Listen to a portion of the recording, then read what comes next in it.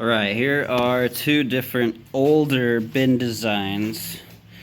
These came from an experimental phase where we were just testing out different designs, different sizes of holes, and we were trying to see, if it was even necessary to do that or not, to have that much airflow.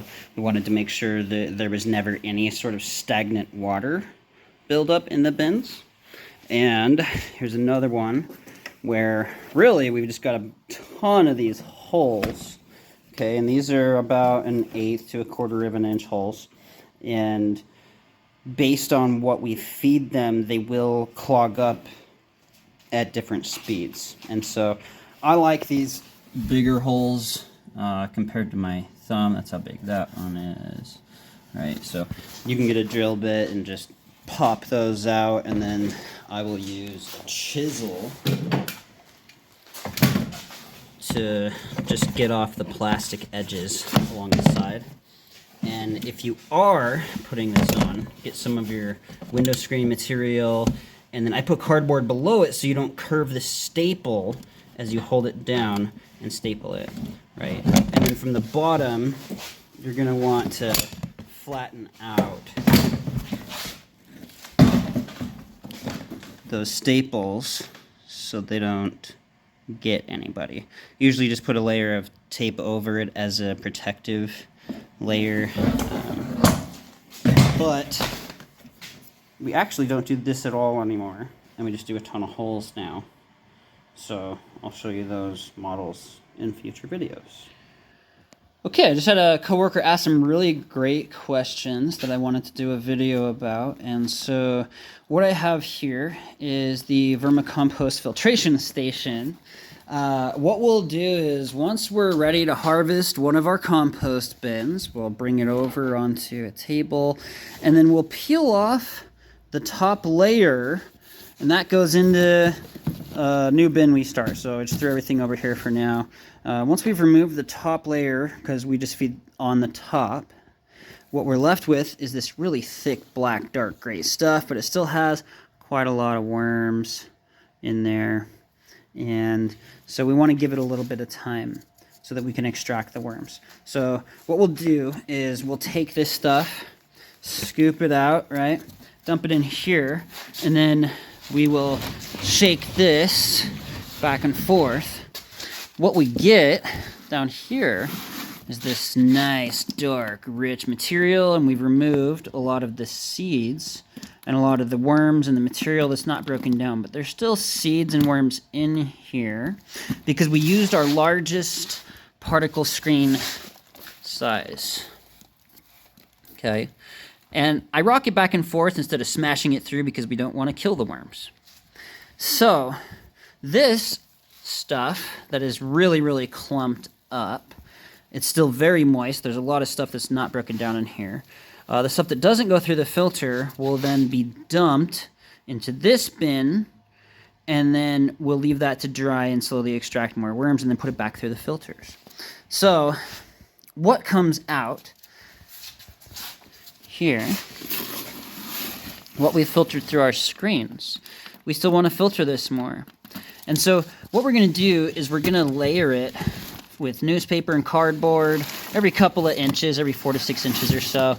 And I put in worm traps, just some fruit inside of a berry container that gets buried. And most of the worms are going to migrate into here, and after a week we will put them into an active worm bin. We can extract them very easily without having to pluck out one worm at a time all day. We're also waiting for the cocoons and eggs to hatch and all of that. So if we are impatient, we're going to murder a significant percentage of our worm population, and that will slow our entire compost process. So after it's sat in a bin like this for about a week, and we have removed our food trap, we will then filter it again, and we'll put it through this filter, which is a smaller screen size.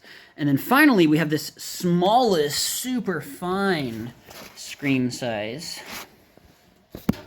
As you can see, the difference in those screen sizes compared to my finger. And the reason is that we'll end up with material like this that doesn't have any seeds in it, but it's kind of rough, and that's ideal to mix into soil. So if we're making some soil and we want to blend together different ingredients, I can add about 5 to 20% of this into the mix, and that's really all we need for most plants. This is more of a specialization. It's finely filtered, smaller particle size vermicompost, and it repeats those filtration and dehydration steps 3 times to end up with this material, which is really great because it's very water soluble. It will dissolve in water very quickly, and so that means that we can use it for sprinkler applications or spot treatments hydroponically, and we'll also use it to make compost tea. All right, check this out. So this is a harvestable bin, okay? So I've gotten down to what I call the mother layer, where you're getting really dark, black, rich stuff. We've scraped off most of the stuff that didn't break down, but what I have are these clumps, and they're mostly leaves, okay? So what that means is when this bin was put together and layered, the leaf layer was too thick. Leaves are made out of lignin, a very stable hydrocarbon that requires an enzyme called ligniase to decompose. So sometimes when you're composting and you use leaves, you're going to actually end up putting them into, they'll come out in your filtrate, and you'll put them into the next bin. There's even some pine needles. Who made this bin?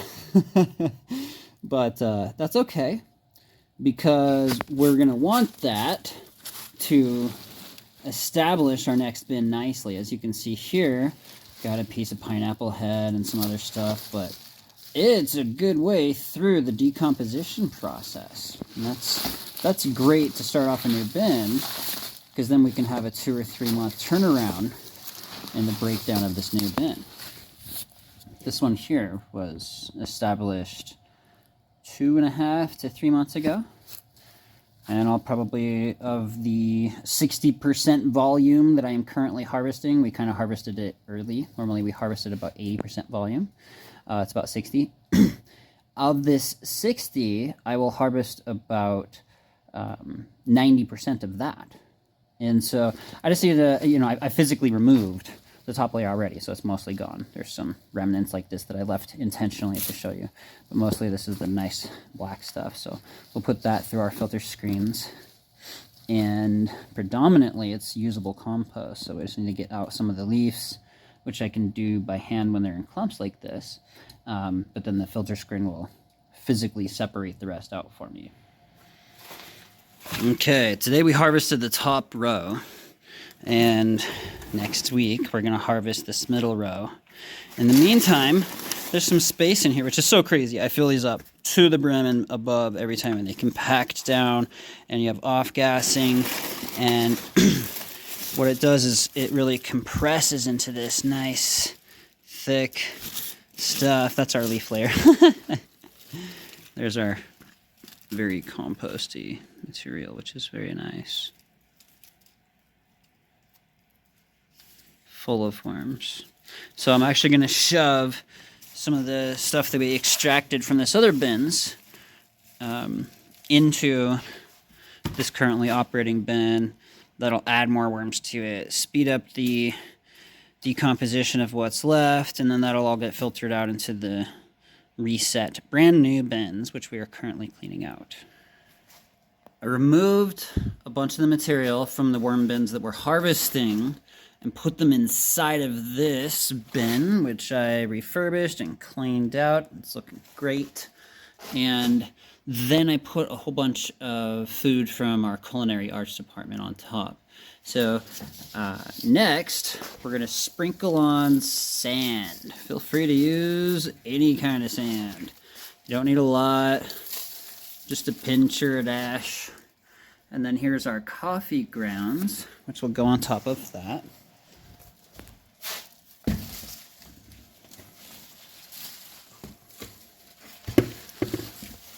That helps to protect the food so we don't get as many flying insects. And then on top of this, I'm going to put more of the material that I removed from another bin. So it's literally above the brim, and then in about a week or two, it'll be back down to where it is now.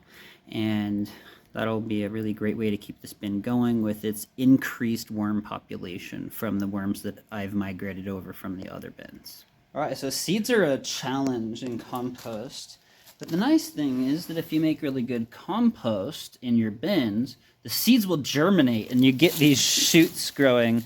And the reason they're white is because they really don't have light in here. It's dark almost all the time, right? So that's great because then the seed is gone. It germinated and opened, and this plant died before it used too much nutrients. And then that's really just a bunch of sugar and, you know, different carbohydrates like starch and things like that. So it'll break down really quickly in the bin that I'm about to throw it into. And if you get little plants popping up, they're really easy to pull out, and then they just become compost food.